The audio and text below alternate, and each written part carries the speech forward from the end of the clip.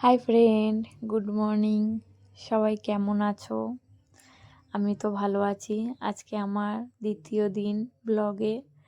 তোমরা কে কে আমার ব্লগটা দেখছো কোথা দিয়ে প্লিজ একটু কমেন্ট করো। আমি জানি আমি নতুন ব্লগার, তাই আমার ভিডিওটা হয়তো পুরো সুন্দর আসবে না, কিন্তু চেষ্টা করব যাতে তোমাদের ভালো লাগে। আর কার কার আমার বিষয়ে কি কি জানার আছে জিজ্ঞাসা করতে পারো, আমি বলবো তোমাদের। আর এই দেখো আমার ছোট্ট ছেলে, ওর নাম তাতান। আর ওর এখন প্রচুর পরিমাণে জ্বর, আর ও আজকে পড়ে গিয়েছে সিঁড়িতে, তাই জন্য ওর একটু ব্যথা পেয়েছে, তাই আমাকে বলছে মা ব্যথা পেয়েছি। আর দেখো কোমরভাবে পড়েছে। আর এই যে জায়গাটায় সত্যি বলতে যে আমরা বড়রা পড়ে গেলে ব্যথা পেলে বুঝতে পারি যে কতটা কষ্ট হয়ে যায়। আর সেখানে তো আমার বাবু ছোট্ট, আর ওর জ্বর। ওর ঠাম্মি বসে আমাদের বাসন মাজছিল, আর ও সেখানে মা মা করে ছুটে যেতে গিয়ে পড়ে গেছে সিঁড়িতে। আর ওর কোমরে খুব লেগেছে। ও এসে আমাকে দেখাচ্ছিল মা ব্যথা লেগেছে। আমি একটু ভোলাবার চেষ্টা করছিলাম, কিন্তু ও এদিকে শুনছিলই না। কি করব বলো, ছোট্ট ছেলে। আর জ্বর হলে যে এই মাদের যে কত কষ্ট, সেইটা একমাত্র যাদের ছোট বাচ্চা তারাই জানে। আর ওকে একটু বুঝিয়ে বাজিয়ে নিয়ে আমি চলে গেছিলাম আমাদের ফিশারির ওপর কিছু মুরগি আছে, তাদেরকে খেতে দিতে আর একটু তাদের ঘরটা পরিষ্কার করে দিতে। গিয়ে দেখো আমার তাতানকে ঘরের ভিতর নিয়েছিলাম। ও তো প্রচুর পরিমাণে ঘৃণা করে, আর শুধু বলছে যে মা আমি বাইরে যাব। তা ওর বাবা ওকে বাইরে নিয়ে চলে এসছে। আর এই দেখো আমাদের ফিশারিটায় বৃষ্টি হচ্ছে তো, এই ফিশারিটা কিন্তু শুকনো ছিল। এত পরিমাণে বৃষ্টির পরিমাণে দেখো জল ভরে গিয়েছে। আর আমার তাতান সেটা দেখতে গিয়েছিল। আর আমি বাড়ি চলে এসেছি, আর রাস্তায় তো প্রচুর গরম হচ্ছিল। বাড়ি এসে আর আমি এদিকে রান্না বান্না শুরু করব বলে, তাড়াতাড়ি কাজ করব বলে ওকে একটু ওর জেঠিমার কাছে দিয়ে এসেছি। এসে আর এদিকে একটু খেয়ে নিচ্ছি। আর এখানে আমি সকালবেলায় করেছিলাম লুচি, আর একটু বাসি রুটি ছিল। এদিকে আমার বর খাচ্ছিল বাসি রুটি, আর আমি একটু লুচি আর চা খাচ্ছিলাম। কার কার লুচি চা খেতে ভালো লাগে।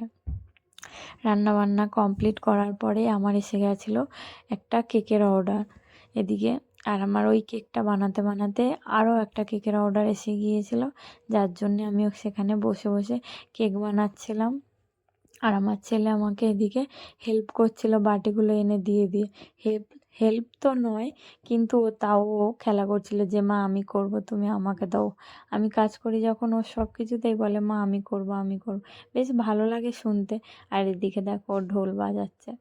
আর ওর বাবা ওকে কিন্তু সামলাচ্ছিল, না হলে কিন্তু ও এসে এই কেকটা কেটে দিত চাকু দিয়ে। বাচ্চা তো বোঝে না যে ওটা ওর কাটার জন্যে নয়, তাও ও কাটবে।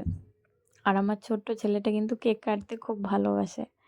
আর এদিকে আমি ও তো যেহেতু ওর জ্বর ছিল তো একটু মানে বাচ্চারা একটু ঘ্যান ঘ্যান বেশিই করে, তাই ওকে আমি কোলে নিয়েই আমার রান্নাঘরের কাজগুলো আমি করছিলাম। যে এতক্ষণ যে কাজগুলো আমি মানে কেক বানাতে যেসব বাটি আমার যা ইউজ হয়েছে সেগুলো আমি পরিষ্কার করছিলাম। আর এদিকে ওর দিদি এসে গিয়েছিল। এটা হলো আমার একটা ভাসুরের মেয়ে, ওর নাম ঝুম। আমার তাতানোকে ঝুম দিদি বলে, কিন্তু ওর ঝুম দিদিকেও খুবই ভালোবাসে। কিন্তু ওই যে আজকে না ওর জ্বর, তাই ও কারো কাছে যেতে চাইছে না, শুধু আমার কোলে। কিন্তু ওকে নিয়ে কোলে নিয়ে কাজ করতে আমার খুবই কষ্ট হচ্ছিল।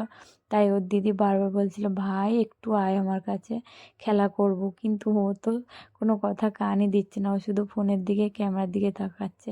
লাস্টে ওর দিদি চলে গেল না শুনে। আর ওর ঠাম্মিকে আমি বললাম যে মা একটু ওকে একটু নিয়ে যাও, আমি এইভাবে কাজ করতে পারছি না। তা মা এসে ওকে বুঝিয়ে বলছিল যে আয় আমার কাছে আয়, কিন্তু ও তো যেতেই চাইছিল না। কিন্তু ওর ঠাম্মিকে খুবই ভালোবাসে। আমার যখন শরীর খারাপ হয় বা ওর শরীর খারাপ হয়, ও কিন্তু ওর ঠাম্মির কাছেই থাকতে চায়। ওর ঠাম্মির প্রতি ওর একটা আলাদাই ভালোবাসা। যাই হোক, জোর করে তখন ওকে আমি পাঠিয়ে আমি কাজগুলো তাড়াতাড়ি করে গুছিয়ে নিয়েছিলাম, যাতে ওকে নিয়ে একটু শুতে পারি, ওর কাছে রাখতে পারি আমাকে। আর ও একটু এই সময়টা আমাকে কাছে চায়, কিন্তু কি করব, মেয়ে তো, বাড়ির সংসারের এত কাজ থাকে যে ছেলেকে সামলানো খুবই চাপ হয়ে যায়।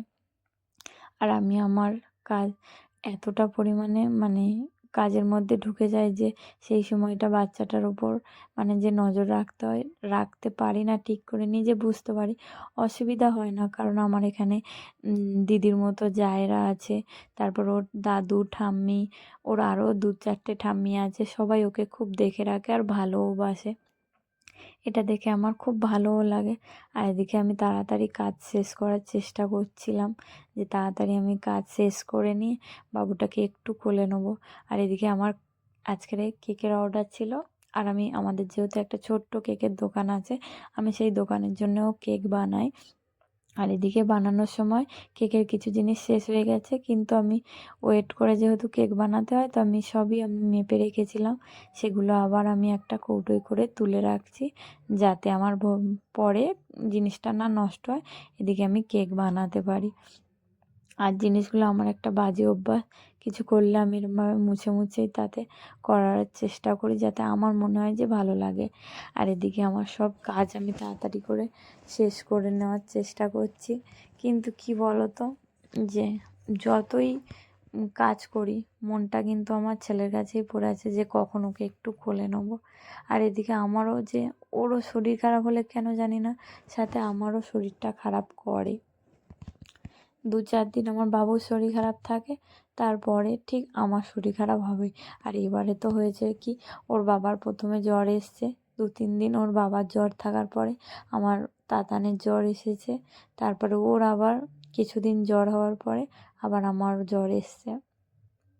এখন আমি যখন ভয়েসটা দিচ্ছি তখন আমার জ্বর রয়েছে, আমি তাও তোমাদের সাথে ভয়েসটা শেয়ার করলাম। আর এদিকে ছিল আমার একটা ভাসুরের বিয়ে, আমরা চলে গেছিলাম বরযাত্রী। রাত্রিবেলা ওই দিনকে তাতানকে নিয়ে যায়নি, ওর যেহেতু জ্বর ছিল। আর এগুলো সব কিছু ছিল আমার যা দিদিরা, আর কিছু ছিল শাশুড়িরা। আর দেখো আমরা দুজনে একসাথে বসে গিয়েছিলাম। আর আমার বর কীভাবে জামাগুলো খুলে দিয়েছে দেখো, কারণ প্রচুর পরিমাণে গরম হচ্ছিল। আর এদিকে তোমাদের সারাদিনের ভিডিওটা কেমন লাগলো কমেন্ট করে জানিও। টাটা।